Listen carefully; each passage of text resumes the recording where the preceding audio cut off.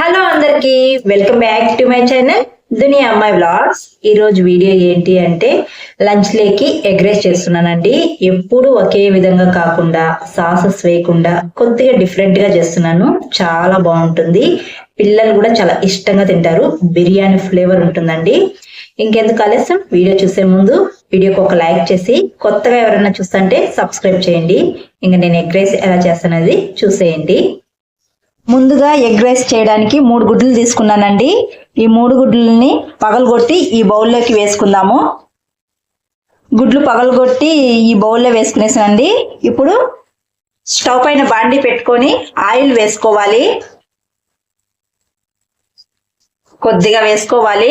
కొద్దిగా ఆయిల్ వేసుకున్నాక కొద్దిగా సాల్ట్, మిరియాల పొడి కొద్దిగా, రెడ్ చిల్లీ పౌడర్ కొద్దిగా, ఇవన్నీ వేసి ఇప్పుడు మనం పగలగొట్టి పెట్టుకున్న ఎగ్స్ కూడా వేసుకునేయాలి.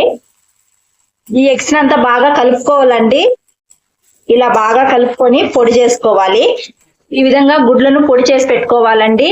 తర్వాత స్టవ్ పైన బాండీ పెట్టుకొని ఆయిల్ వేసుకోవాలి. ఆయిల్ హీట్ అయిన తర్వాత గరం మసాలాలు వేసుకుంటాను. చెక్క, లవంగం, ఇలాచి, బిర్యానీ ఆకు ఇవన్నీ వేసుకున్నాను. తర్వాత సన్నగా కట్ చేసిన ఆనియన్స్, పచ్చిమిర్చి వేసుకుంటున్నాను. ఇప్పుడు కొద్దిగా సాల్ట్ వేసుకొని ఆనియన్స్ లైట్ గా వేయించుకోవాలి. ఈ విధంగా లైట్ గా వేయించుకున్న తర్వాత అల్లం వెల్లుల్లి పేస్ట్ వేసి పచ్చి వాసన పోయేదాకా వేయించుకోవాలి. అల్లం వెల్లుల్లి పేస్ట్ వేయించుకునేసిన తర్వాత 2 టమాటాలను సన్నగా కట్ చేసుకొని వేసుకోవాలి. ఈ టమాటా అంతా మెత్తగా వేగిపోవాలండి. ఈ విధంగా టమాటా బాగా మెత్తగా ఉడికిపోయిన తర్వాత రెడ్ చిల్లీ పౌడర్, పిల్లలకు చేస్తున్నాను కాబట్టి కారం కొద్దిగా తక్కువగా వేస్తున్నాను. తర్వాత గరం మసాలా, ధనియాల పౌడర్, పసుపు ఇవన్నీ వేసి బాగా కలుపుకోవాలి. ఇలా కలుపుకున్న తర్వాత మనం గుడ్లను వేయించి పక్కన పెట్టుకున్నాం కదా, కూడా వేసేసి బాగా కలుపుకోవాలి. ఇలా బాగా కలుపుకునేసిన తర్వాత నేను ముందుగానే రైస్ చల్లారి పెట్టుకున్నానండి. ఇప్పుడు ఆ రైస్ వేసి కొద్దిగా సాల్ట్, మనం ముందుగానే వేసుకున్నాం కదా సాల్ట్, ఆనియన్స్ లోను ఎగ్స్ లోను రెండిట్లోనూ వేసుకున్నాం కదా, సరిపోకపోతే కొద్దిగా చూసి వేసుకోండి.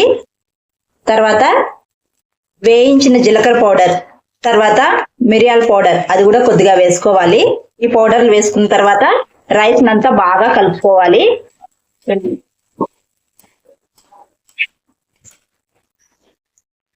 ఫైనల్ గా సన్నగా తరిగిన కొత్తిమీర వేసుకొని కలుపుకునేస్తే ఎగ్ ఫ్రైడ్ రైస్ రెడీ అండి. ఎప్పుడు ఒకే విధంగా కాకుండా ఇలా ట్రై చేసి చూడండి, చాలా బాగుంటుంది. పిల్లలు కూడా చాలా ఇష్టంగా తింటారు. బిర్యానీ ఫ్లేవర్ వస్తుందండి ఇలా చేసుకుంటే. Finally egg fried rice ready అండి.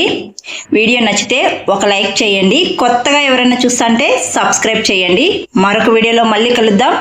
అంతవరకు to follow Duniya Ammayi vlogs. Thanks for watching. Bye.